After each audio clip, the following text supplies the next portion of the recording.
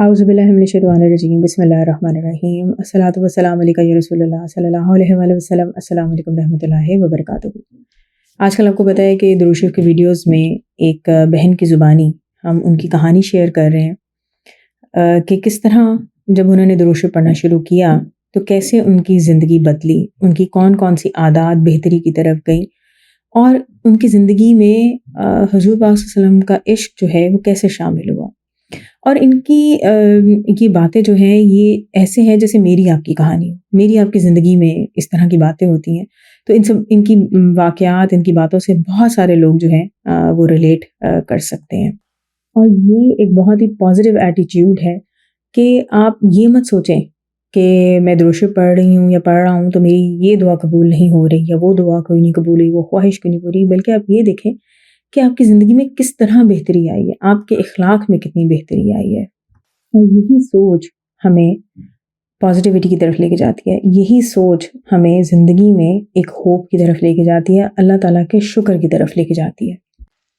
مجھے بچے بہت اچھے لگتے ہیں اور میں بچوں سے بہت محبت کرتی ہوں، اپنے ہوں یا میرے بھانجے بھانجیاں، بھتیجے بھتیجیاں ہوں یا کزن کے بچے ہوں، میری ان سے بہت اچھی دوستی ہو جاتی ہے اور وہ بھی مجھے بہت پسند کرتے ہیں الحمدللہ۔ لیکن کبھی کبھی بچوں سے میں روڈ بھی ہو جاتی تھی، کبھی کبھی موڈ نہیں ہوتا تھا، ان سے بات نہیں کرتی تھی یا ڈانٹ دیتی تھی یا کچھ بھی ایسا ہوتا تھا،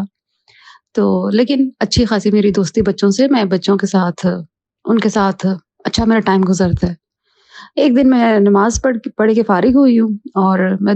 بیٹھی ہوئی، میں درود شریف پڑھ رہی تھی اپنے کمرے میں، تو میری بھتیجی میرے روم میں آئی، وہ 5 سال کی ہے، مجھے کہتی میں نے آپ کے پاس آ کے آپ سے باتیں کرنی۔ میں کہ اچھا بیٹا آ جاؤ، اور درود شریف پڑھ رہی تھی میں۔ پہلے تو اگر یہی میں پہلے والی ہوتی تو شاید میں اس کو کہہ دیتی بیٹا میں ابھی فارغ نہیں ہوں یا میں پڑھ رہی ہوں، بعد میں آ جانا۔ اچانک نہ مجھے آپ صلی اللہ علیہ وسلم کی بات یاد آئی کہ جب مدینہ میں ایک پاگل عورت تھی، وہ آپ کو بلا کے لے گئی اور دھوپ میں کھڑے ہو کے وہ اپنی باتیں کرنے لگ گئی۔ جب صحابہ نے دیکھا کہ آپ دھوپ میں کھڑے ہوئے ہیں اور وہ اس کی بیتو کی باتیں سن رہے ہیں، تو صحابہ نے کہا کہ یا رسول اللہ صلی اللہ علیہ وسلم، اس کی تو کوئی نہیں سنتا، آپ اس کی کیوں سن رہے ہیں؟ تو آپ صلی اللہ علیہ وسلم نے فرمایا کہ اس کی کوئی بھی نہیں سنتا تو میں بھی نہ سنوں، کم سے کم میں تو اس کی سن لوں نا۔ تو بس میرے ذہن میں وہ بات یاد آئی، اور دوسرا سب سے پہلے کہ آپ صلی اللہ علیہ وسلم بچوں سے کتنی محبت، کتنی شفقت رکھتے تھے، اور میں نے اس کی باتیں سنی، میں نے اپنی تسبیح چھوڑ دی، درود شریف پڑھ رہی تھی، میں نے اپنی تسبیح چھوڑ دی اور میں نے اس کو میں نے اس کی طرف اپنا منہ کیا، اپنا رخ کیا اور مکمل توجہ سے میں اس کو سنتی رہی، اس کی بات کا جواب دیتی رہی۔ جب اس کا اپنا دل بھر گیا تو وہ اٹھ کے چلی گئی، اور اس کے جانے کے بعد میں اتنا روئی، مجھے اپنے پچھلے کیے گئے رویوں پہ بہت شرمندگی ہوتی تھی جب میں بچوں کے ساتھ ایسا کرتی تھی۔ although میں ایسی نہیں ہوں، کبھی اس طرح کی چیزیں کی نہیں، لیکن پھر بھی انسان کبھی کام میں مصروف ہوتا ہے تو بچوں کو ڈانٹ دیتا ہے یا ان کی بات صحیح سے سنتا نہیں ہے، یا جس وقت ان کو ضرورت ہوتی ہے ہماری تو ہم ان کو اویلیبل نہیں ہوتے۔ تو مجھے بہت شرمندگی ہوئی اپنے اوپر کہ دو جہان کے جو سردار ہیں، ان کی وہ بچوں سے اتنی محبت کرتے تھے، اور مکمل جب کوئی انسان آپ کو بلاتا تھا آپ مکمل اس کی طرف رخ کر کے اس کو توجہ سے سنتے تھے۔ تو جیسے حضرت واصف علی واصف رحمۃ اللہ فرماتے ہیں کہ انسان عبادت کر کے فرشتہ تو بن سکتا ہے لیکن انسان نہیں بن سکتا، انسان آپ درد سے بنتے ہیں، تو جب تک آپ کے دل میں درد نہیں ہوگا تو آپ کو کسی کا احساس نہیں ہوگا، آپ کسی کے لیے کچھ نہیں کر سکتے۔ اور بچے تو ہیں بھی بہت اتنے ہوتے ہیں اچھے کہ واصف علی واصف رحمۃ اللہ علیہ کا ہی فرمان ہے کہ جب آپ کو ڈپریشن آئے تو آپ درود شریف پڑھیں، اور زیادہ ڈپریشن آ جائے تو آپ بچوں کے ساتھ کھیلنا شروع کر دیں۔ تو بچے جو ہیں وہ اینٹی ڈپریشن ہیں، بچے کوئی بھی ہوں، آپ کے اپنے ہوں یا کوئی بھی ہوں، تو بچے تو فرشتے معصوم ہوتے ہیں۔ اس کے بعد سے